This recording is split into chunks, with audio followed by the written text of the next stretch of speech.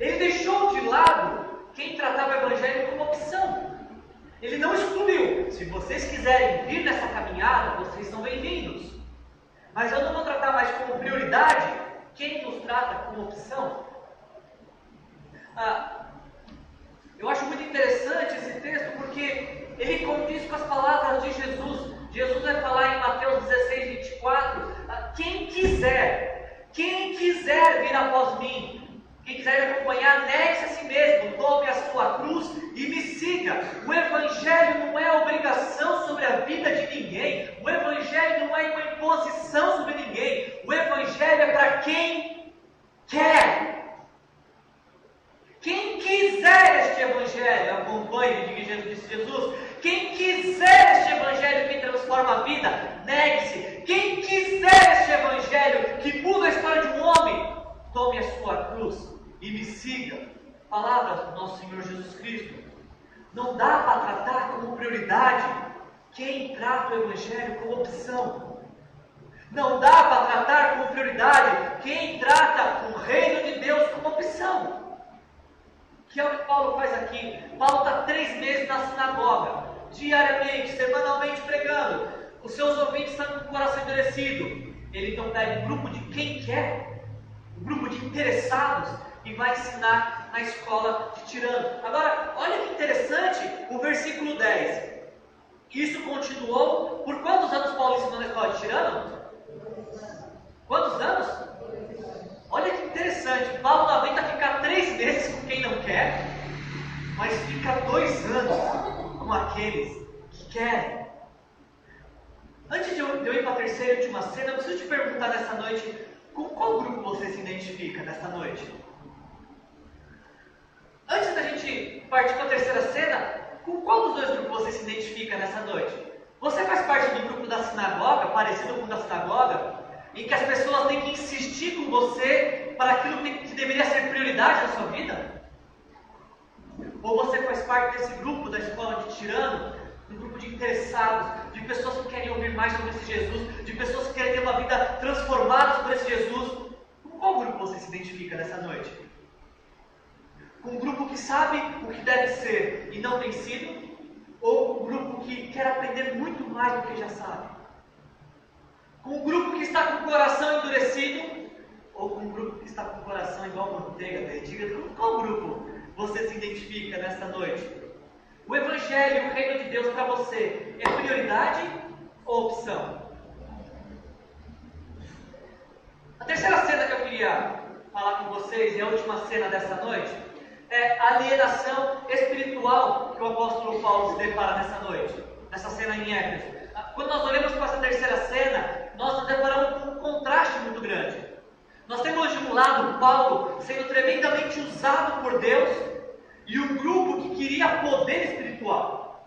Versículos 11 a 20 vai mostrar Paulo usado por Deus e um grupo que queria poder espiritual. De um lado temos Paulo sendo usado para curar enfermos, para destruir o poder do maligno, para transformar vidas. E no versículo 13 temos um outro grupo que tentava invocar o nome de Jesus a quem Paulo prega. Gente, seria engraçado se não fosse triste. Eu imagino essa cena, os endemoniados lá, e esses judeus chegando em nome de Jesus, que eu não sei quem é, mas Paulo sabe, eu ordeno que vocês saiam. Quando eu olho esse texto aqui, eu penso em 2 coisas. Eu preciso falar 2 coisas para vocês desse texto. O versículo 11 fala assim: Deus fazia milagres extraordinários por meio de Paulo, de modo que até os lenços e aventais que Paulo usava eram levados e colocados sobre os enfermos. Estes eram curados de suas doenças e os espíritos malignos saíam deles. Primeira coisa que eu preciso falar para vocês sobre esse texto. Isso aqui não é uma regra de fé e prática. Esse texto não está nos autorizando a orar por sapato de ninguém, por calça de ninguém, por cueca de ninguém, por foto de ninguém. Não é o que o texto está nos ensinando. Baseando-se nesse texto, muitas pessoas trazem objetos Se alguém para a igreja, ora por essa pessoa aqui, ela está endurecida, ela não quer evangelho. Se você orar pela cueca dela, é capaz que ela vai vestir isso e vai dar alguma coisa na vida dela, vai dar uma coisa no coração. Ou trazem foto, olha, você pode orar pelo meu cachorro, está aqui a foto dele, ele não está muito legal, mas ora pela foto, unge a foto. Não é o que o texto está nos ensinando. Não é o que a Bíblia está nos orientando a fazer como igreja.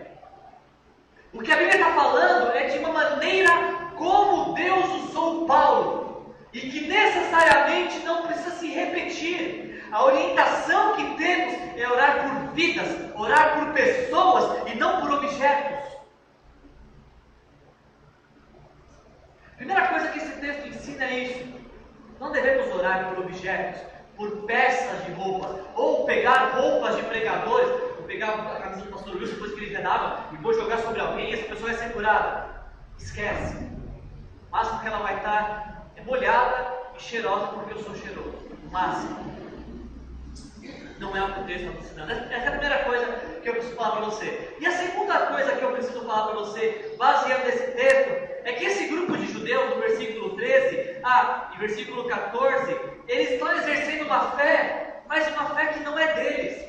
Eles estão exercendo a fé de Paulo, em nome de Jesus, a quem Paulo prega. Sabe o que eu aprendo com isso? Que a fé, ela é algo pessoal e íntimo. A fé não é algo a ser transferido, a fé não é algo a ser vivido por outros. Olha, minha esposa não tem muita fé, mas eu vou ter fé por ela, e aí então as coisas vão acontecer na vida dela. Ou meu filho não tem muita fé, mas eu tenho fé por mim, por ele, por ela, e tudo vai ser. Fé é singular, fé é individual, fé é pessoal. Não podemos viver a fé pelos nossos filhos, por nossos cônjuges, por nossos amigos. Fé é pessoal e íntima, que só desfruta quem tem amizade com o Salvador, com o Senhor Jesus. Esse grupo aqui estava vivendo uma fé, a fé de outra, a fé de Paulo. Queriam expulsar demônios pela fé de Paulo. Que qual a consequência muito óbvia disso? Versículo 15. Um dia o espírito maligno lhes respondeu: Jesus eu conheço, Paulo eu sei quem é, mas vocês são famosos quem? Vocês quem são? E eu fiquei pensando, bom, não devo nem responder, que eles já foram arrebentados na pancada. Versículo 16, então o endemoniado saltou sobre eles, o dominou, espancando-os com tamanha violência, eles fugiram de casa nus e feridos. Quem vive uma alienação espiritual, vive pulando de um lugar para o outro. Quem vive uma alienação espiritual, vive praticando o que todo mundo pratica. É bom ter um copo em cima da televisão? Então vou colocar lá, mal não vai fazer. É bom fazer a campanha de 7 dias para 3 passos da vitória? Eu vou fazer, porque mal não vai fazer. É bom ter uma rosa, porque vive praticando tudo que se fala de fé, pratica, porque afinal de contas, mal talvez não faça. Vive fazendo todo tipo de simpatia, todo tipo de coisas que mandam fazer, na esperança de que talvez alguma coisa dê certo. Bom, quem sabe se eu expulsar este mal da minha vida, no nome de Jesus, mas no nome daquele que meu Pai crê, quem sabe dê certo? Não vai dar certo, porque fé é algo individual.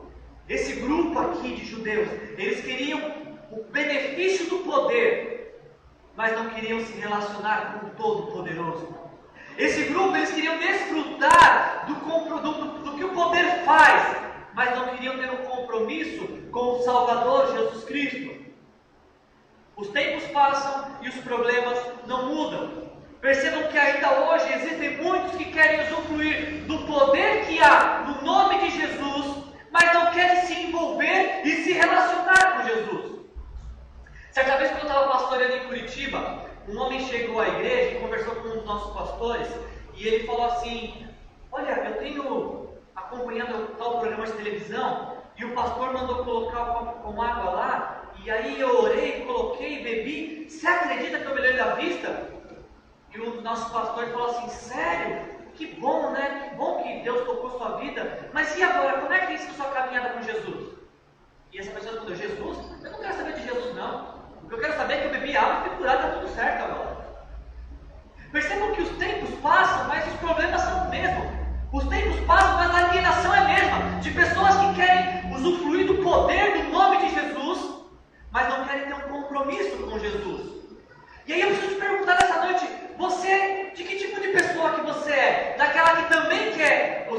benefícios da caminhada com Jesus, mas não quer compromisso?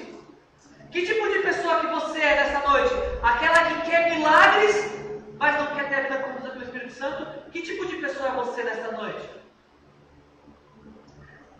Eu queria te falar uma coisa muito séria, que talvez eu vou ser desmentido por outros pregadores, mas não é possível manipular o poder de Deus. Não é possível subir num palco e tentar manipular o povo com o poder de Deus. Não se manipula o poder de Deus. Certa vez eu vi um pregador falar assim: eu vou orar agora e eu vou autorizar o Espírito Santo a agir. Eu vou orar e o Espírito Santo vai começar a agir. Quer dizer que é o pregador que fala: o Espírito pode agir agora? Não é o Espírito que age na hora que ele quer agir, na vida de quem ele quer agir? Não se manipula o sagrado, não se manipula o poder de Deus. Deus cura quem Ele quer, na hora que Ele quer. Ele transforma a vida de quem Ele quer, na hora que Ele quiser. E não é o homem que controla isso. Não controlamos o poder de Deus. Deus age quando quer, na hora que quer e faz o que quer. Não através de feitiços, de simpatia, de campanhas. Olha, eu orei para conseguir tal coisa e Deus não ouviu minha oração. Eu vou para a campanha 7 dias da conquista e lá Deus vai ser obrigado a ouvir. Não se manipula o poder de Deus. Não se manipula a graça, a ação de Deus. Olha o que diz o versículo 11. É um dos principais versículos desse texto aqui. Paulo fazia milagres extraordinários. Versículo 11. Deus fazia milagres extraordinários por meio de Paulo. Se fosse uma Bíblia moderna, diria assim: Paulo fazia milagres extraordinários por meio de Deus. Mas não é o que a Bíblia está falando. O extraordinário da história não é Paulo, o extraordinário da história é Deus. O extraordinário aqui não sou eu, o extraordinário é Deus. Você não é o extraordinário aqui, quem é o extraordinário aqui é Deus. E Ele faz o que quer, Ele cura quem quer, Ele age da maneira que Ele quer, porque Ele é um Deus poderoso, Ele é um Deus extraordinário. O extraordinário não sou eu, o extraordinário não é você, o extraordinário dessa história toda, nossa, é Deus. Versículo 11, Deus fazia milagres extraordinários por meio de Paulo. Deus não está à procura de homens poderosos para usar. Deixa eu olhar aqui nessa noite. Quem são os poderosos nesse lugar? Aquele ali é poderoso, está com a cara mais ou menos. Aquela ali, eu vou procurar os poderosos. Deus não está à procura de poderosos para usar. Deus está à procura de homens e mulheres dispostos a serem usados por um Deus poderoso. Deus não procura pessoas poderosas para usar. Deus procura pessoas dispostas a serem usadas por um Deus poderoso. Pessoas que querem ser usadas por esse Deus para transformar a história. Paulo se depara com uma alienação espiritual, com pessoas que achavam que poderiam manipular o poder de Deus. Mas olha só o que acontece no versículo 17.